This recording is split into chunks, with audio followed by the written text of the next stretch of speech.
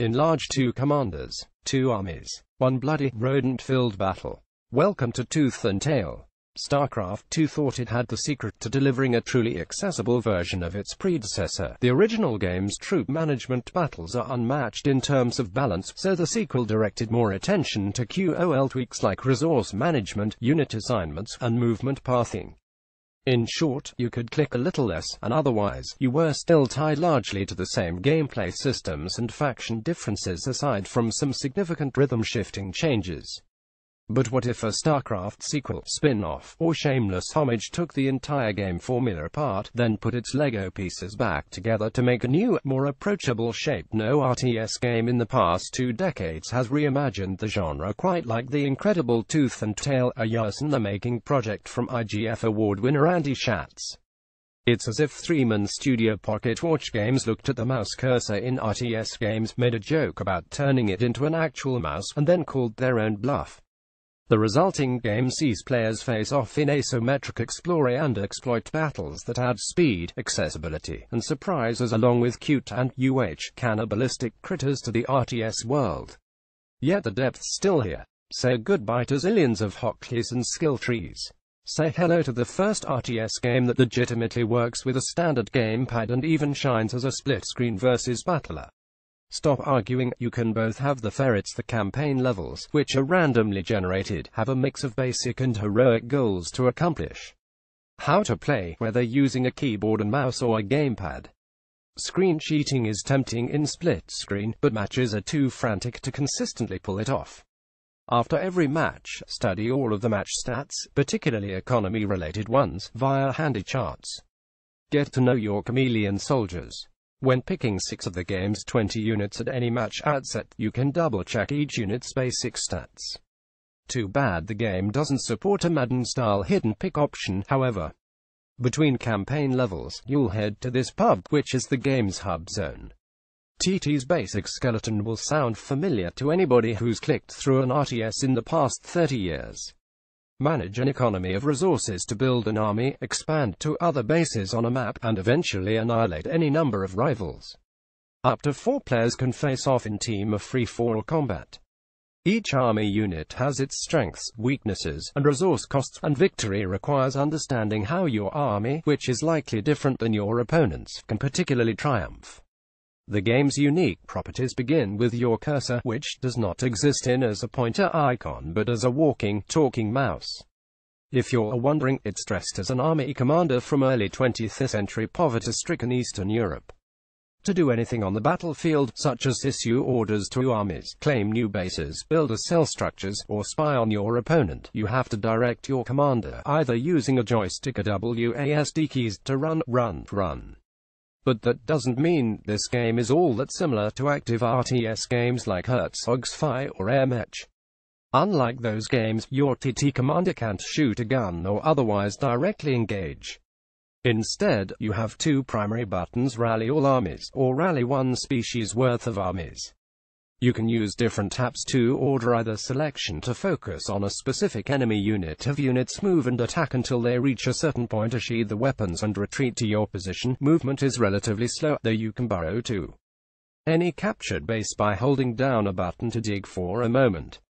Be warned, your commander health bar regenerates very slowly, and getting killed while spying on a foe or waiting for your map warping burrow will freeze you out for a few seconds worth of respawn.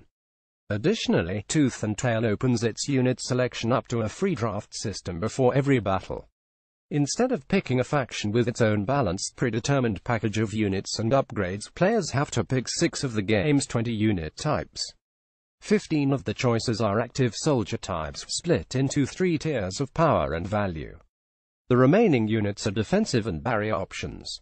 Should you wish to burn 5 of your picks as barriers, go right ahead, and your foes can do the same without any limited duplicates on the battlefield. Those 6 units are it for your battle, by the way, which means you cannot build any research stations or base upgrades. The units you build cost food, your sole resource, and you can only get more food by building farms. Each windmill you capture counts as a base, and you can build up to 8 farms around each base. These all eventually exhaust, so you'll want to keep acquiring more of them and be mindful of each map's limited, finite resources before reaching an endgame. Page 2 and large ranked online matches do a better job separating the better players from the worse ones. Unranked matches just throw everyone into the same queue, and that's tougher for new TT players. The drafting system, surprisingly, is what makes me think of StarCraft the most, because TT also wants you to keep a vigilant eye on your opponent. This game changes both how you decide with a slow, literal mouse character and what you glean from a check-in.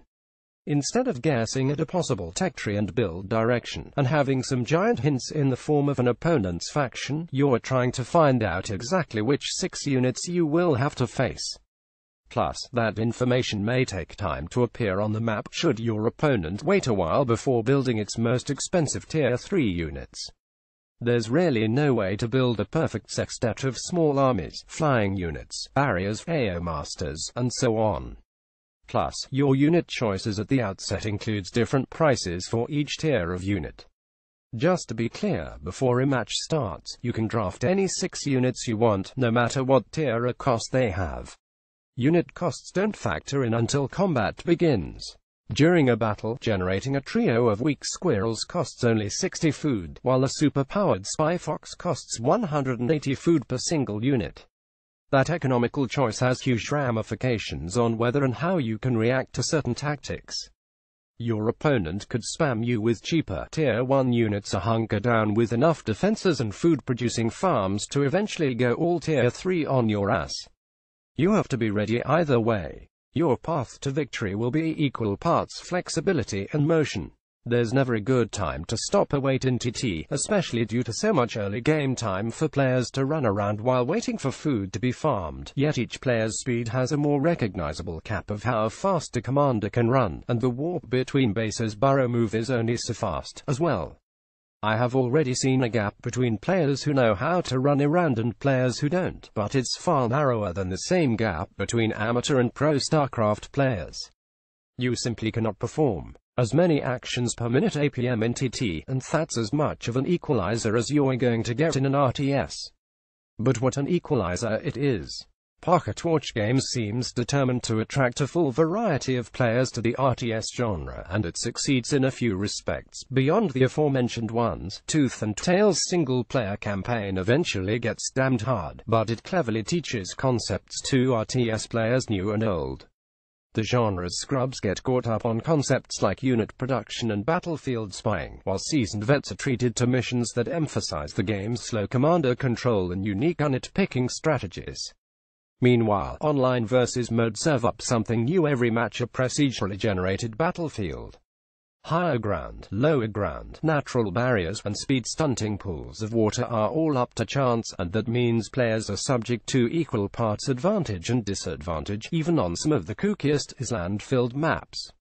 Better players will surely know more about how to survey new maps and react strategically, but these random maps mostly play quite nicely and add a welcome, organic element of surprise, not to mention a good reason to further spy around in a match early moments.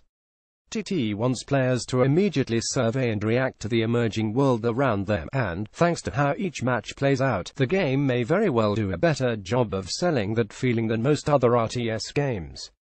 Is it exploit-proof? Though in large some of the humor gets decidedly dark. One problem right now in the game's lifespan is its general sense of early access status. Or at least compared to RTS games that already have years or, gosh, decades of meta and discussion. Everything cool I've described is worth because if some fundamental aspect is exploited to permanently impact the flow or speed of the game, which I have found to be an enjoyable and frenetic 510 minutes per match.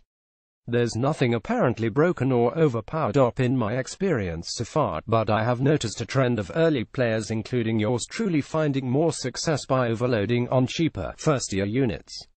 I've responded in some respects by bracing for those kinds of opponents by default, meaning more cloud-generating skunks than Lanny-controlling turrets. And I'd rather not find myself pinned into a single army expectation.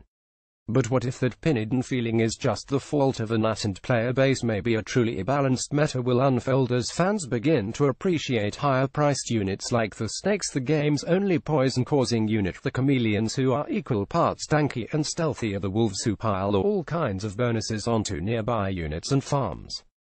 As such, TT is admittedly tough to fully review without greater exposure to a retail player base, beyond admitting that I've seen some cheap unit benefits in my limited experience. I'm simply not there yet. I've used all the units. That only took 4 matches, but I have a long ways to go before feeling like I have a grasp on most of the game's 5-on-5 matchups, let alone the team battle ones. So far, the game's developers appear to be active on TT's primary forums. They're responding to player feedback and promising additions like map editors and campaign level builders. Between that fan service and the utter lack of microtransaction BS, no paid cosmetic hats for your Soviet soldier critters, praise be, Pocket Watch appears to have support and player satisfaction in mind. As a result, I feel confident that the game will receive enough short-tail support to keep minor imbalances at bay. Additionally, there's the bigger issue of online matchmaking, which has been super smooth since the game's launch, simply dumping all players into the same pool. The game's possible skill gap may be narrower than in StarCraft, but that doesn't mean new players have a chance in hell against RTS fanatics. I've had far more fun facing off against people like myself, as in people who've followed RTS games for years but have fallen out of favor with the genre. I'm not the fastest at generating new armies or managing windmills. I keep learning the hard way about bad, brute force tactics and not doing a better job arranging different unit classes in frontline, backline formations to compensate for whatever long-range or short-range foes they're about to face. But I have fun along the way, at least when matched against comparable players, and I appreciate the TWA gamepad battles I've waged on the same screen. I've yet to test 4-player split-screen play, but, golly, I'm glad that's in here. This is StarCraft at my pace, and I'm still unwrapping gameplay and strategy surprises. The lack of normal genre conventions like tech trees is made up for by stressful drafts and important, decider-fast moments that keep matches moving at a brisk pace. For players more in my camp, you owe it to yourself to try Tooth and Tail. For superior players, have fun learning a whole new way to manage units, space, and time. The good DP-accessible RTS with a gamepad sounds like a BS selling point from a bad N64 game. It's not. Tooth and Tail nails it.